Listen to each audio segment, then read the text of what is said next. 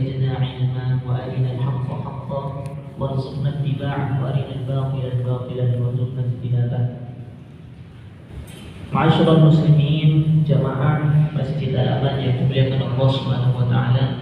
Pertama dan yang utama, senantiasa mengajak kepada diri pribadi dan jamaah sekalian, mari kita selalu mensyukuri segala nikmat yang Allah berikan kepada kita, nikmat sehat, sempat, sehingga pada sore hari ini kita bisa hadir dalam kajian menjelang berbuka Asyura.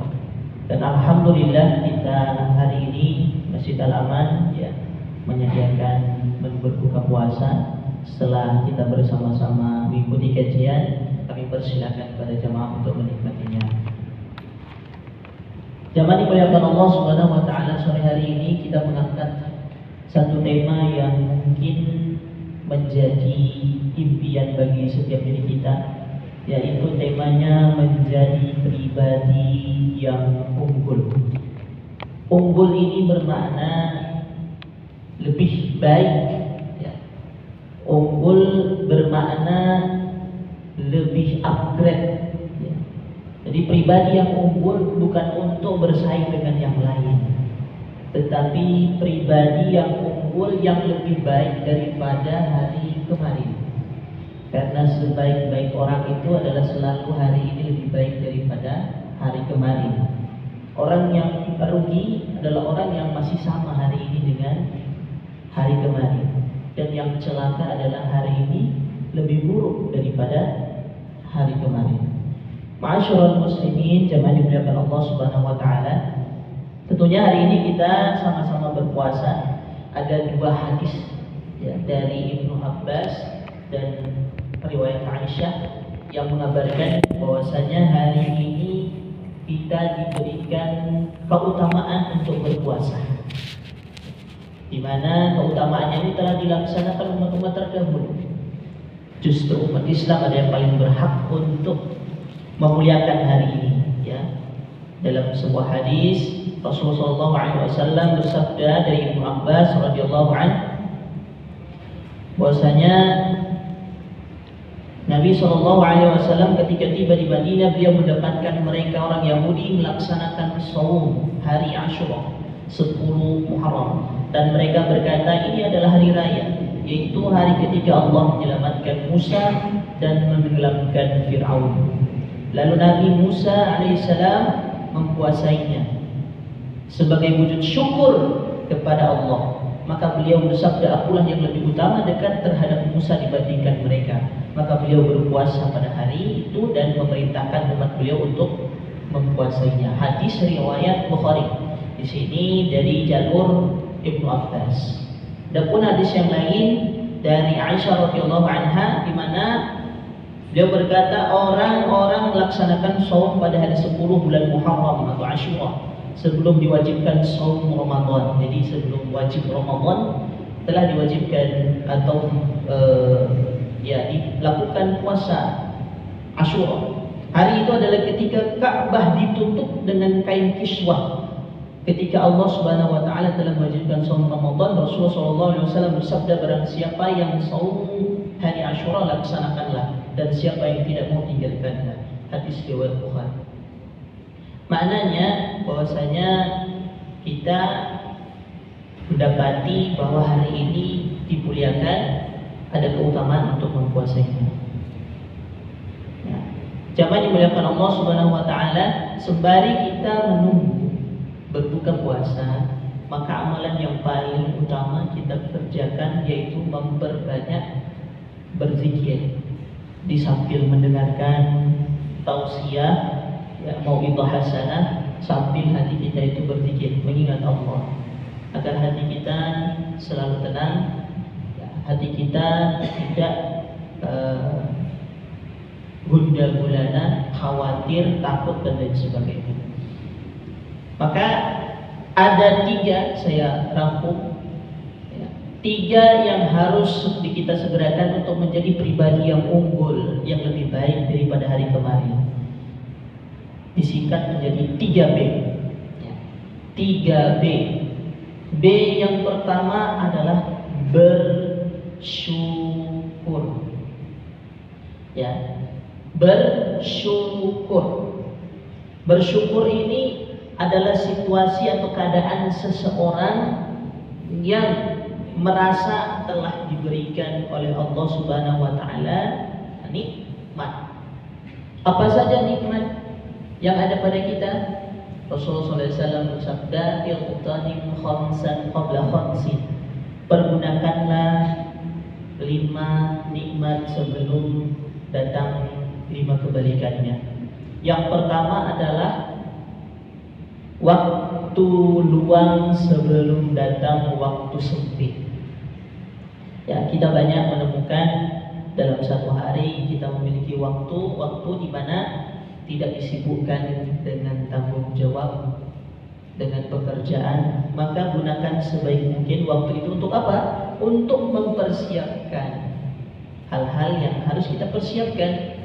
Jangan menunggu datang waktu sempit, waktu sibuk. Kemudian yang kedua nikmat yang harus kita gunakan juga adalah waktu muda sebelum datang waktu tua. Kenapa? Karena di waktu tua kebanyakan nikmat telah berkurang. Jadi waktu muda cari ilmu sebanyak-banyaknya, beramal sebanyak-banyaknya. Kemudian waktu memiliki harta sebelum datang waktu al-faqir atau tidak memiliki apa-apa. Dan ini kondisi yang selalu bertukar. Di dalam surah Al-Fajr, keadaan manusia itu diceritakan oleh Allah. Apabila dia disempitkan rezekinya, dia mengeluh. Apabila dia diluangkan, dilapangkan rezekinya, kemudian dia lupa. Nah, jadi gunakan saat kita memiliki kelebihan sebelum datang di mana kita sibuk untuk mencari atau melengkapi kekurangan. Selanjutnya waktu sehat sebelum datang waktu sakit. Ini keadaan yang selalu bertukar selama kita hidup. Waktu sehat sebelum datang waktu sakit, dan waktu hidup sebelum waktu mati. Jamaah dimuliakan Allah Subhanahu wa taala, sebagaimana contoh baginda Nabi sallallahu alaihi wasallam, "Wa ma arsalnaka illa rahmatan lil alamin wa innaka la'ala khuluqin 'azim." Rasulullah sallallahu alaihi wasallam sebagai panutan kita, beliau sebaik-baik yang kita contoh, yang kita teladani, ya, menggunakan segala apa yang Allah berikan untuk pengabdian kembali kepada Allah dan mengajak orang-orang untuk mengibadahi Allah. Jamaah dimuliakan Allah, itulah bentuk syukur yang sebenarnya. Jadi syukur bukan hanya kita ucapkan alhamdulillah, tapi kita juga menggunakan lisan kita, menggunakan anggota badan kita, ya, menggunakan segala potensi yang Allah berikan kepada kita semua untuk mengingat kembali kepada Allah, mengajak orang-orang juga untuk kembali kepada Allah. Itu baru syukur. Jadi hakikat syukur menurut Ibnu Qayyim al-Zawjiyah dalam Tariq al-Hijratain, dia mengatakan ad-dana'u 'ala an-na'ami wa mahabbatuhu wal 'amalu bi ta'ati. Syukur itu memuji atas nikmat dan mencintai nikmat tersebut. Ya. Jadi kita fokus kepada nikmat yang Allah berikan kepada kita. Nah, kalau kita banyak fokus kepada nikmat yang diberikan kepada orang lain, yang jadinya kita sempit terus, kapan mau bersyukurnya? Serta memanfaatkan nikmat itu untuk ketaatan. Bapak Ibu yang dimuliakan Allah, kalau kita menggunakan nikmat untuk selain ketaatan, maksiat, itu namanya bukan bersyukur. Bersyukur dibatasi kepada menggunakan segala potensi yang kita miliki untuk ketaatan kepada Allah Subhanahu wa taala. Ya. Syekhul Islam Ibnu Taimiyah rahimahullah mengatakan, asyukru yakunu bil qalbi wal lisanu wal jawarih walhamdu la yakunu illa bil lisan. Syukur haruslah dijalani dengan hati, lisan, dan anggota badan. Adapun alhamdu hanya di lisan saja. Ya. Jadi tidak cukup kita itu bilang bersyukur, alhamdulillah, alhamdulillah, tapi tidak mencerminkan dari lisan, dari perbuatannya bagaimana dia bersyukur. Bapak Ibu, orang kalau sudah bersyukur, dia sudah selesai dengan dirinya. Dia akan menemukan ya bahwa dirinya telah dicukupkan oleh Allah Subhanahu wa taala. Allah tidak menciptakan satu keadaan yang tidak bisa kita lalui. Ya, misalnya kita punya mobil tapi masih cicilan. Bersyukur karena masih punya mobil. Kita tidak punya rumah, masih kontrak. Bersyukur masih punya tempat tinggal. Terkadang ada orang tua yang mengeluh punya anak karena anaknya begini, begitu. Masih kalau dia melihat, dia menemukan dirinya itu punya anak, banyak orang yang tidak memiliki anak pengen punya anak. Jadi kalau dia bersyukur, dia akan menemukan pada dirinya cukup Allah berikan. Karena Allah tidak pernah menciptakan situasi pada hambanya itu di bawah kecukupan. Allah menciptakan ya yang kaya dan yang cukup. Ya, kalau dalam ilmu dunia kita menemukan ada yang miskin, kurang. Tapi sesungguhnya keadaan itu apabila dia bersyukur, dia tidak akan menemukan itu, dia menemukan dirinya cukup. Kemudian B yang kedua, yaitu bermanfaat. Ya. Jadi yang pertama sudah bersyukur selesai dengan dirinya, yang kedua adalah bermanfaat. Ya, Rasulullah SAW bersabda, "Ahabbun nasi ilallahi anfa'uhum linnas." Manusia yang paling dicintai oleh Allah Subhanahu wa taala adalah yang paling bermanfaat untuk manusia lainnya. Dan mungkin dengarnya ada juga riwayat yang lain, yaitu khairun nas anfa'uhum linnas. Orang tidak bisa melakukan kemanfaatan kalau dia belum selesai dengan dirinya. Jadi setelah dia bersyukur, menemukan dirinya telah diberikan oleh Allah begitu banyak kenikmatan, tidak dia sia-siakan, dia maksimalkan. Orang yang bersyukur itu selalu positif, berlanjut kepada selanjutnya, dia tidak berhenti kepada dirinya, tetapi syukur itu menjadi manfaat. Jadi yang kedua adalah bermanfaat.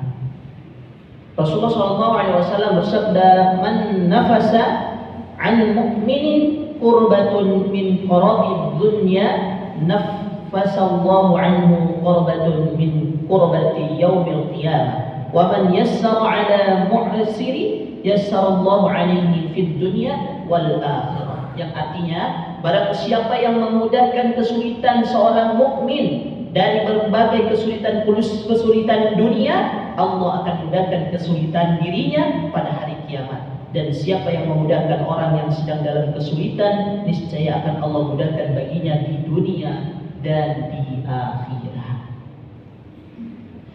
Balasan bagi orang yang bermanfaat ya bagi manusia lainnya, bagi orang lain, itu Allah akan berikan kemudahan urusan dunia dan akhiratnya. Jadi jangan khawatir misalkan kita ingin menolong orang lain, karena sebenarnya ketika kita memberikan pertolongan, itu Allah akan berikan pertolongan kepada kita. Dan tidak ada sebaik-baik penolong ya selain Allah Subhanahu wa taala. Dalam Al-Qur'an Allah berfirman, "A'udzu billahi minasyaitonir rajim. In ahsantum li anfusikum." Yang artinya jika kalian berbuat baik, sesungguhnya kalian berbuat baik bagi diri kalian sendiri.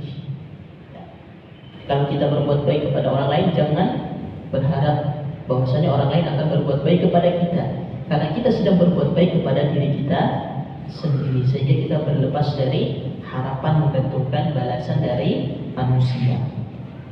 Di dalam hadis Rasulullah SAW bersabda, "Fatuba liman ja'ala Allah mafatihal khairi biyadihi wa wailun liman ja'ala Allah mafatihasy syarri biyadihi."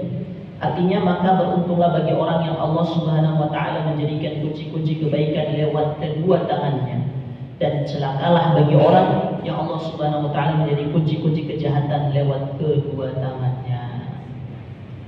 Ya. jadi bermanfaat ini sangat penting. Setelah kita iman, kita diperintahkan untuk beramal saleh, ya, berbuat kebaikan. Dan B yang ketiga yaitu berzikir, karena semua amalan ini akan kembali kepada mengingat Allah. Ya, berzikir. Kalau suatu amalan itu membuat kita jauh dari Allah, pastilah itu bukan ibadah. Kalaulah amalan itu mendekatkan kita kepada Allah, itu adalah ibadah. Kita ikhlas karena Allah sesuai tuntunan baginda Nabi Muhammad SAW.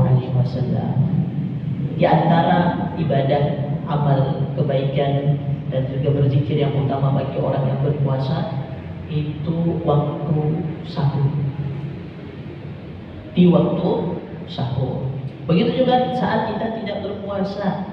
Ya, di waktu-waktu sahur itu, sahur mendekati waktu azan subuh, itu waktu yang sangat-sangat utama untuk berzikir. Allah firmankan di dalam Al-Quran, A'udzubillahi minasyaitonir rajim, wa bil ashari hum yastaghfirun. Dan pada waktu sahur mereka memohon ampun kepada Allah. Surah Al-Zariyat ayat 18. Jadi semua ini akan kembali kepada berzikir, mengingat Allah. Syekhul Islam Ibnu Taimiyah mengatakan, kullu ma takallama bil lisan wa tasawwara qalbu mimma yuqarrabu ila Allah min ta'allimu ilm wa ta'limi wa amri bi ma'rufin wa nahyi 'an munkari fa huwa min dzikrillah.